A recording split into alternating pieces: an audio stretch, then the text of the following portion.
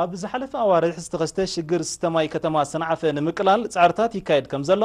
ኣብ ማሕደሪት ንዞባ ገሊጹ ወኪል ኤሪና ኣብቲ ንዞባ ጽገረዳ ዮሃንስ ተወሳኺ ጸብጻብ ኣለዋ ፍሮይን ፍጹም ክተቕርበያ ኣብ ዝሓለፈ ኣዋርሕ ዝተኸስተ ሽግር ስተማይ ከተማ ሰንዓፈ ንምቅላል ጻዕርታት ይካየድ ከም ዘሎ ኣብ ማሕደሪት ንዞባ ኣቶ ህዝቅያስ ውህበት ገሊጹ ኣቶ ህዝቅያስ ኣገልግሎት ኤሌክትሪሲቲ ካብ 6 ሰዓታት ናብ 18 ሰዓታት ብምባል ማይ ኣባስካ ከም ዝመልእ ስለተገብረ እቲ ሽግር ካብ ወርሒ መጋቢት ብመጠኑ ከም እተመሓየሸ ንመጽአ ግን ካልእ ኣማራጺታት ይናደ ከም ዘሎ ሓቢሮም ሓላፊ ልምዓት ከተማ ሰንዓፈ ኣቶ መሓርያ ኣልኣዛር ብጊዱ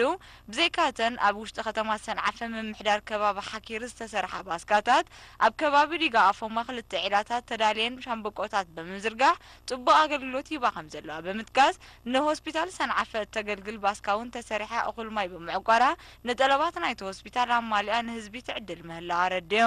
ነበርቲ ኣብ ዝሃቦ ሓበሬታ መንግስቲ ኣብ ቆላሕታ ሂቡ ሳላ ዘካይዶ ዘሎ ጻዕሪ ጸንሖም ሽግር ስተማይ ተቃሊሉ ከም ዘሎ ጣይሶም ዘጋጥም ቴክኒካዊ ጸገም ብኣግኡ ክፍታሕ ብምዝኽኻር ኣብታ ከተማ ዘለዋ ቦታት ንህዝቢ ጉባ አገልግሎት ክባት ተላቢዮም አካዲ ስራሕ መምሕዳር ከባቢ ሓኪር ወይዘሮ አዳነሽ ሓጎስ ቢጊዳ